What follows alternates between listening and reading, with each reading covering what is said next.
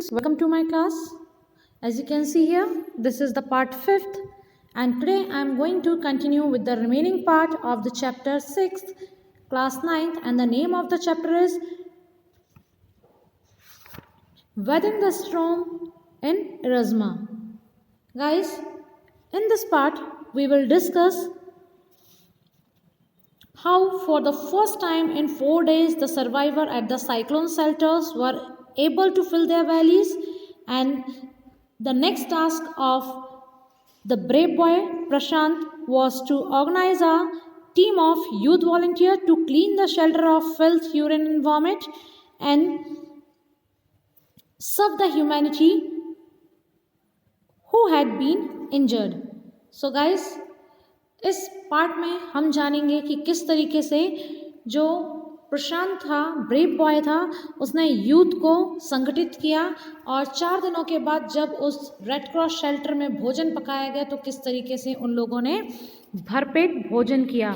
अब बारी आती है नेक्स्ट 5th डे की, जब वहाँ पर क्या होता है, मैंने आपको बताया था कि सेना का एक हेलीकॉप्टर वहाँ पर आता है और आसमान में ऊपर उड़ता है और उड़ने के बाद वो क्या करता है, the people who were helpless and needy, so the helicopter drop down some food packets to fill their बेलीज।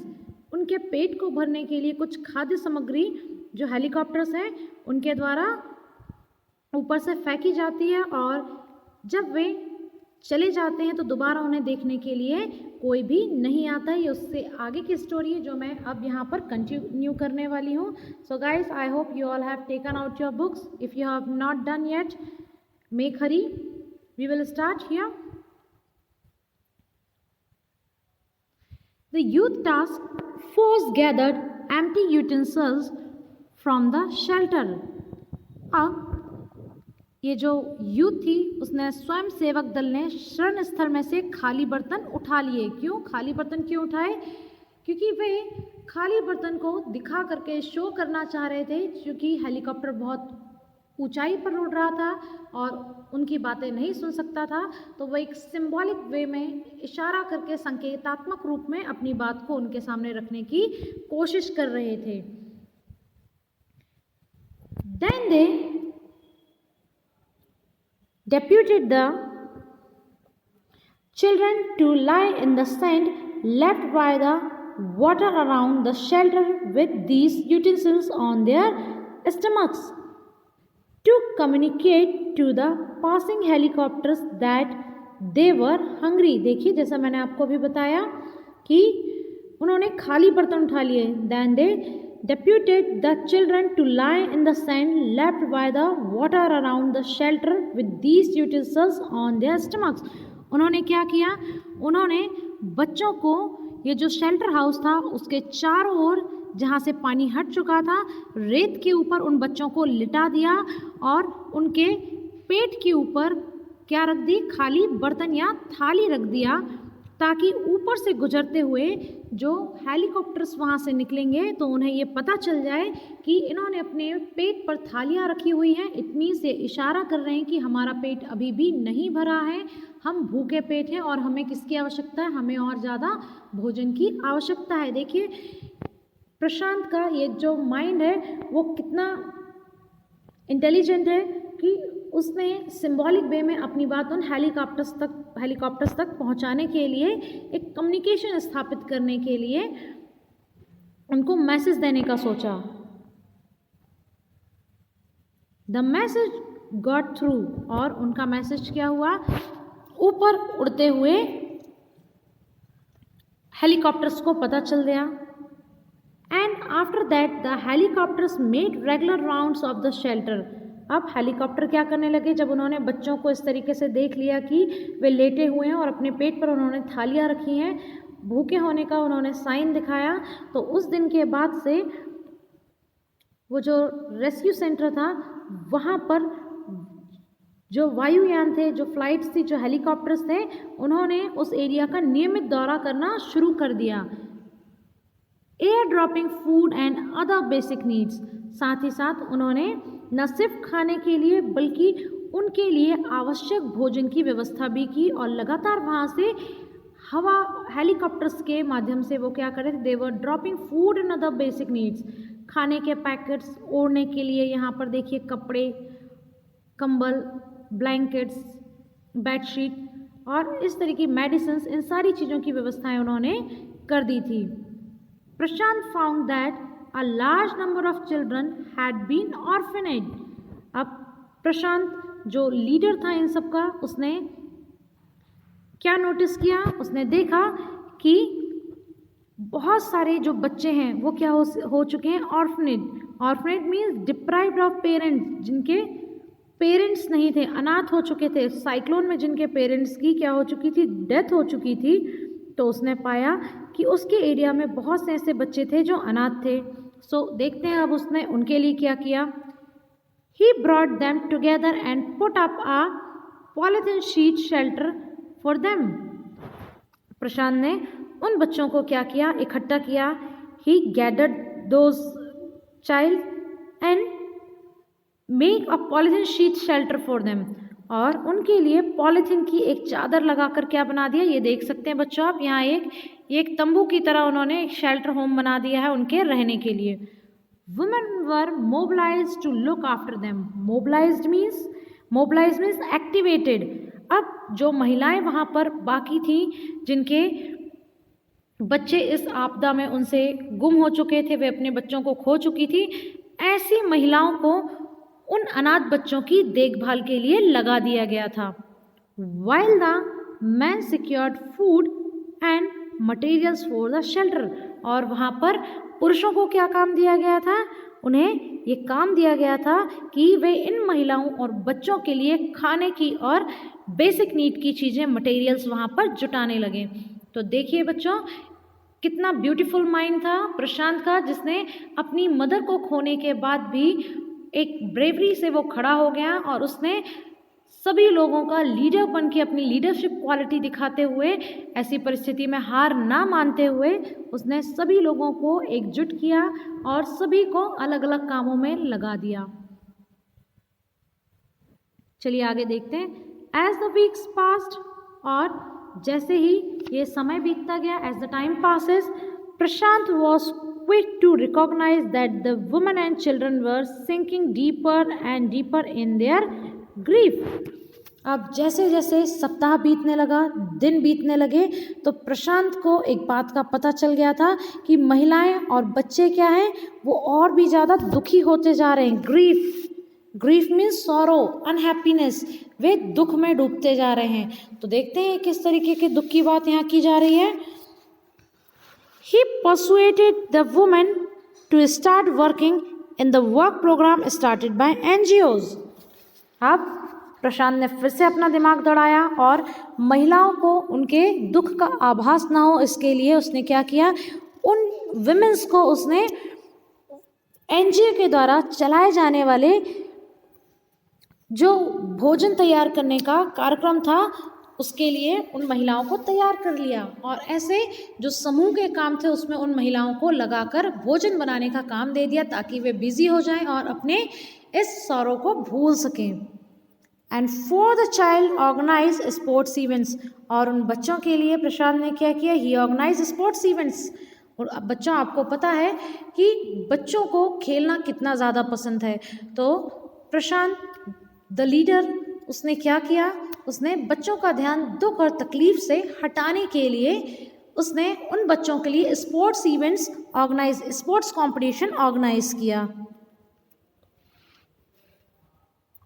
He himself love to play cricket, और प्रशांत को भी क्रिकेट खेलना बहुत ज़्यादा पसंद था। He organise cricket matches for children, उसने बच्चों के लिए क्रिकेट मैच का क्या किया, ऑर्गेनाइजेशन किया, आयोजन किया। प्रशांत with other volunteers in helping the widows and children up the broken pieces of their life. अब प्रशांत ने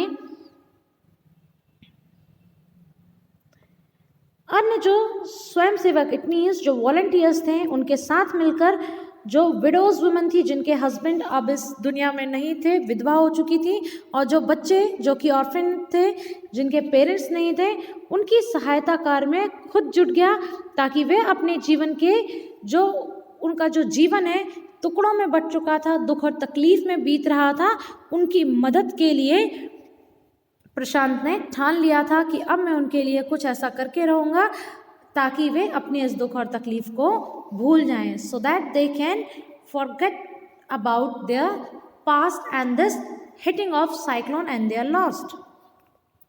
The initial government was to set up institution for orphanage and widows. अब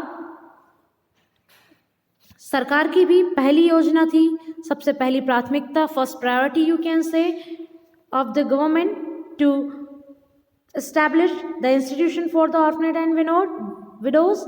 अब सरकार की पहली योजना थी कि वे अनाथों और विधवाओं के लिए भी कुछ ऐसी संस्थाएं बनाएं जहां पर वे बिना किसी दुख तकलीफ के रह सकें।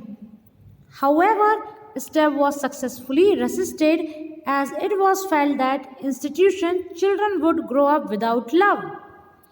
अब जब इस तरीके के इंस्टीट्यूशन बन गए तो सबसे पहला सक्रिय विरोध क्या हुआ इस बात का, क्योंकि यह महसूस किया गया था कि इस प्रकार की संस्थाओं में बच्चे प्रेम से वंचित हो जाएंगे। इट मीन्स यदि बच्चों के लिए एक अलग से अनाथालय बना दिया जाए तो जो महिलाएं अभी उनकी देखभाल कर रही हैं और जब बच्चे उस इंस्टीट्यूशन में रहने के लिए चले जाएंगे तो वे माँ के द्वारा मिलने वाले, महिलाओं के द्वारा मिलने वाली इस केयर, परवाह और प्यार से क्या हो जाएंगे, वंचित हो जाएंगे और वापस से अपने दुखों में डूब जाएंगे। तो चलिए बच्चों आगे देखते हैं।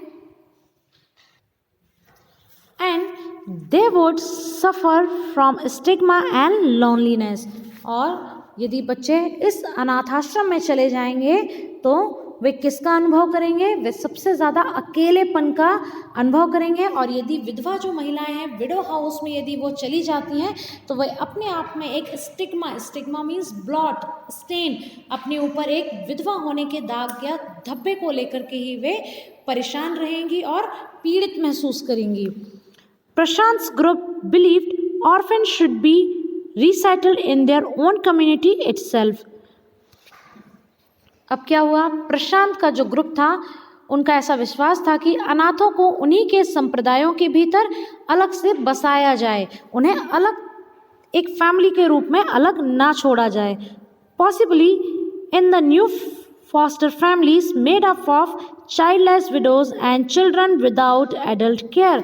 देखिए कितनी अच्छी बात यहाँ पर, कितना अच्छा प्लानिंग देखने को मिल रही है प्रशांत के दिमाग की कि यदि संभव हो तो उन्हें जो बच्चे थे उन्हें ऐसे इंस्टीट्यूशन में रखा जाए जो किसी वयस्क के नियंत्रण में नहीं हो, बल्कि उन्हें ऐसी बिना बच्चों वाली विधवाओं और बच्चों के योग से बने हुए एक ऐसी जगह भेजने की प्लानिंग की जा रही थी कि जो विडो महिलाएं हैं जो अपने हस्बैंड और अपने बच्चों को खो चुकी हैं, तो ये जो अनाथ बच्चे थे वे ऐसी विधवा महिलाओं को दे दिया जाए ताकि बच्चे के जीवन में माँ की कमी और माँ के जीवन में बच्चों की कमी पूरी हो जाए और उन्हें एक फैमिली मिल जाए और वे एक साथ अपने दुख को भूलकर रहने लगे।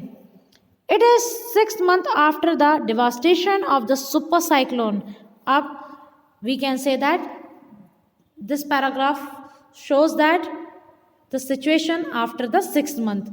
It is 6th month after the devastation of the super cyclone. ये जो सुपर साइक्लोन जो चक्रवात आया था उसके द्वारा की गई तबाही के कितने महीने बीत जाते हैं, 6 मंथ बीत चुके हैं। This time Prashant wounded spirit was healed simply because he had no time to bother about his own pain. अब इस बार प्रशांत की घायल आत्मा वो क्या थी, स्वस्थ हो चुकी थी। क्यों? क्योंकि उसने अपने कष्टों के द्वारा परेशान होने का उसके पास कोई भी समय नहीं था। और उसके पास समय क्यों नहीं था बच्चों? Because he was busy to fill the happiness in the life of other people, क्योंकि उसने अपने जीवन को समर्पित कर दिया था ऐसे लोगों के जीवन को खुशहाल बनाने में जिनका जीवन दुखमय था। His handsome, youthful face is what the widows and orphaned children of his village seek out most in their darkest hour of grief. अब प्रशांत के गांव में जो विडो महिलाएं थी, जो ऑर्फन चाइल्ड थे, अपने दुख के सबसे बुरे समय में उसके सबसे सुंदर और सबसे बढ़िया चेहरे की ओर लालसा भरी उम्मीद भरी नज़रों से देखा करते थे. So guys, here we can say that the story of Horse Mandar is one of the best story of humanity. It is one of the best example for mankind. Thus we can say that in this story, without the help or the efforts of Prashant, nothing could be happen. कुछ भी possible नहीं था यदि प्रशांत लोगों का आगे आकर नेतृत्व नहीं करता और अपने दुख को भूलकर दूसरों की तकलीफ़ों को दूर करने का प्रयास नहीं करता. तो आई होप आपको ये स्टोरी पसंद आई होगी. Thank you.